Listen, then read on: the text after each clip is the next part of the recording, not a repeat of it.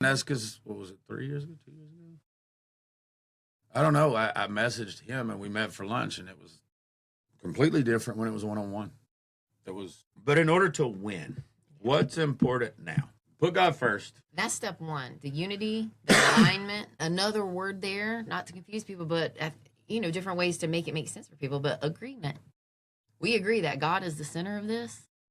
We agree that there's That's a great way to say it. We agree there's going to be conflict.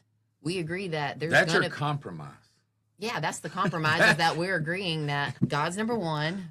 We're going to feel certain things. And as long as those feelings don't get out of hand, like find a way to get to it respectfully. I mean, we have had so many friends pour wisdom to us how we can internally solve those conflicts without even speaking it to the other or bringing it to the other person's attention. You may even know that I was mad for 3-4 minutes, but I remembered, oh, who am I? All right. Just let go. It's all good.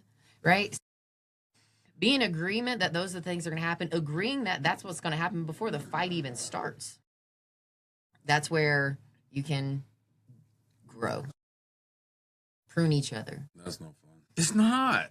It's not. It's work. But here's the funny part, and I thought about this the other day, and I have not said this to you because I wanted to break this out right here on the show to see if I could just make some magic. When I was playing baseball, if a person that I trusted or I went to or I trained with or worked with or a teammate would suggest something to me, I would try it. Hey, move your hands here. Hey, your hands are this. They're doing this to this to this.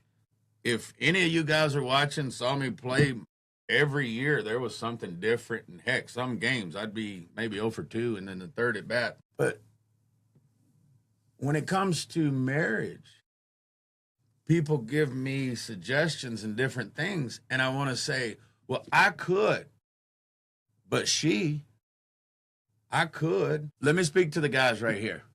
It's on you. If that part is not working, the wife, the kids, you're angry, you're frustrated, it's your choice, guys. If you wake up and there's a canvas in your bathroom that says, thank you, God, for today, Brian, your name preferably, but you write that, you look at it every day, what could she do? What could she really do to tear this marriage apart? Nothing. And she's not going to want to. She's not going to want to. If you put God first, you will protect your covenant. Then you can practice gratitude. How many times have I prayed for you? Ooh, somebody sent me a prayer one time years ago to pray for you. And I looked at it. I took my phone up. I looked at it and I went, I'll do that later. I was getting on an airplane. I was about to have to cut it off. I was like, yeah. And then they got on the thing and said, hey, we're going to be delayed, blah, blah, blah. And I'm like, I didn't go back to the prayer. I didn't.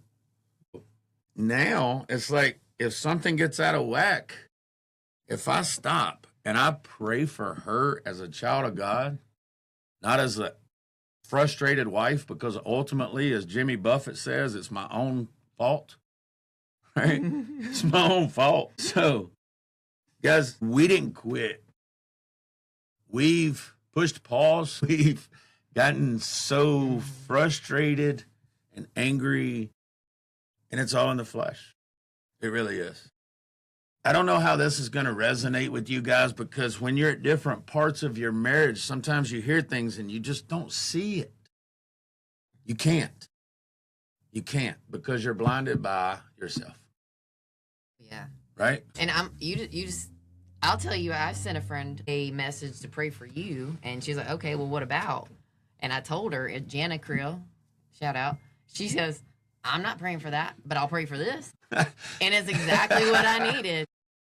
You know, she hit me with a John Christ, I ain't praying for that. I'm trying to get to heaven too now. So, yeah, so I mean, it wasn't bad, but, you know, it was obvious, like, I'm looking at you from a lens of frustration, and she saw that, and she recognizes it, and she deals with people a lot, and she's been through stuff too. Thank you, Jenna. Yeah, so when she said, I ain't praying for that, I'm like, thank you. That's why I need to talk to you more. Right. You need friends like that. And there's plenty of people in the athletic world that are Christ followers, disciples of Christ. Not just a Christian because they put the Bible verse on the thing. They live it. The fruit is there. It's obvious. I'm thankful for the lowered divorce rate.